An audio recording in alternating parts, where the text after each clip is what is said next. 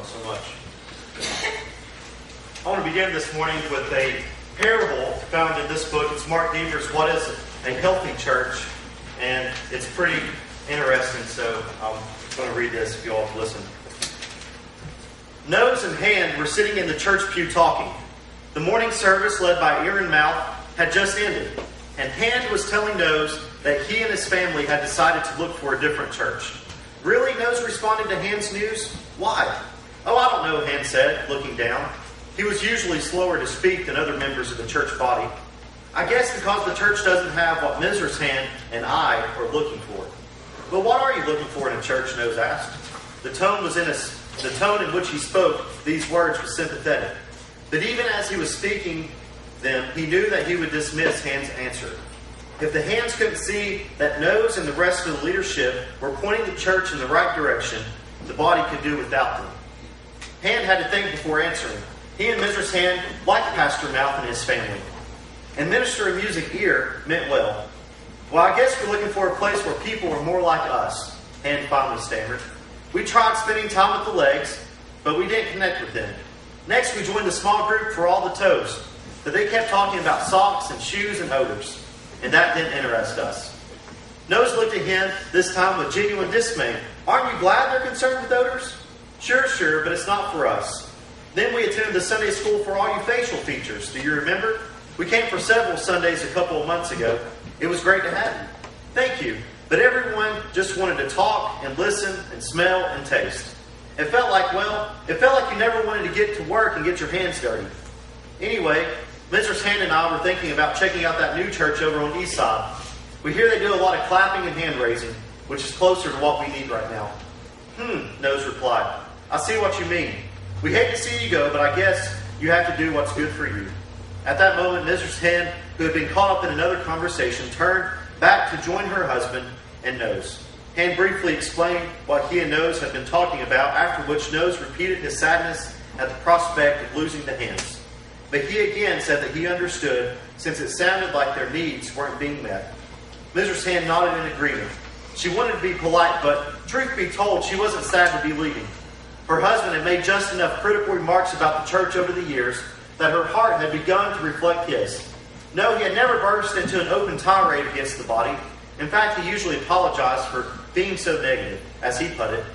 But the little complaints that he let slip out here and there had had an effect. The small groups were a little cliquish. The music was a little out of date. The programs did seem a little silly. The teaching wasn't entirely to their liking. In the end, it was hard for the two of them to put their fingers on it, but they finally decided that the church wasn't for them.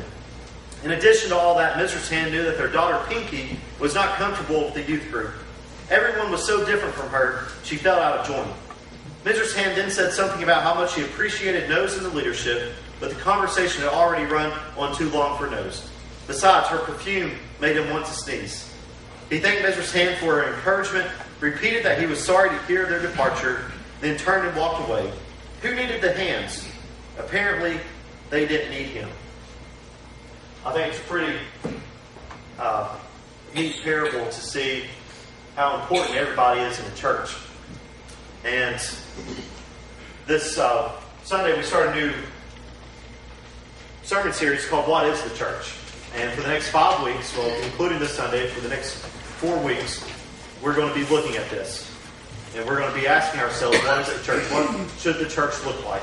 And so this morning we're going to start out with just asking that question, what is the church? And the most basic answer that I can give you is this. The church is the hands, the feet, the nose, the ears, and the mouth of Jesus Christ for this world. But notice what it's not. It's not a social gathering for this world. It's not have meals after Sunday mornings for this world. It's the hands, the feet, and every body part of Jesus Christ for this world. I think if we can truly understand that, it will radically change how we do everything. If we understand that how we spend our money and the things that we do, we have to be the hands and the feet of Christ. I think it'll change how we do so much in our church. It will affect the way that our church believes. It'll affect where our church is. It will affect the character of our church. It will affect the things we do as a church. All if we understand this simple concept that the church, we, Mount Carmel United Methodist Church, we are the hands and the feet of Jesus Christ. So that's the purpose of this sermon series, to get us to understand that we're the hands and the feet of Christ. And how we need to go about being the hands and the feet of Christ. That's what we're going to spend the next several weeks on. It's just focused on that. We're going to be asking ourselves questions. And I think our minds, my mind, I know, will be changed dramatically from what it was a week ago, what it will be in 5 weeks. And I encourage you to go on this journey with me, to ask these questions to yourself, to ask these questions of this church that I'm going to ask you throughout these weeks. You know, a common misconception is that a church is a building. And I think most of us know that it's not. The Greek word for church is ecclesia. And it's found in your sermon notes on the inside flap of your bulletin. It's E-K-K-L-E-S-I-A. And it's Greek for assembly. And now when Paul uses this, and when it's used in Acts often, it doesn't mean a building. And when Paul uses it, and whenever he addresses all of his letters, he'll say to the church in Corinth, to the church in Ephesus. He doesn't mean a building. He means the entire body of believers within that area. So, biblically, the church is a collection of people, a gathering of people. It's not a building. So often, we get confused, and whenever we tell people, where do you go to church? I mean, I'll do this myself. We point to a building. We say, well, I go to Mount Carmel United Methodist Church. It's off of Independence in Mount Carmel. Don't you all do that usually? And when you explain other churches, you say, well, that church is in Kingsport. That church is on Stone Drive. That church is on Center Street. But that's incorrect. That's not the way the biblical church worked. The church was a collection of people, and it still is. And I think if we also understand this, it should alter how we do things. For example, the church I was last at, back in the 70s, they have one of the most beautiful sanctuaries I've ever seen. They have an organ that's huge. And when I think organ, I think of this church in Kingsport. But back in the 70s, when they built this, they took out a $400,000 loan to build an organ. $400,000 for an organ. And if I was looking at the journal, which is a collection of all this information from our conference for 2008, and there's a church in Knoxville, it's called Church Street. And if any of you all have been there, it looks cathedral-like. It's Gothic architecture. It is absolutely gorgeous. And I was looking, it has all the market values of all the churches. And Church Street in Knoxville, United Methodist Church, is worth $35.2 million. One building worth $35.2 million.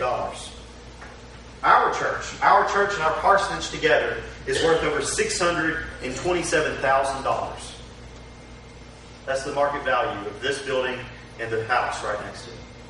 Over $627,000. Now, I'm not calling us to do anything drastic like sell the places or anything. But try to think about this. Whenever the people at Church Street, back whenever it was built, probably a century ago, imagine if they would have used those millions of dollars to do something different with.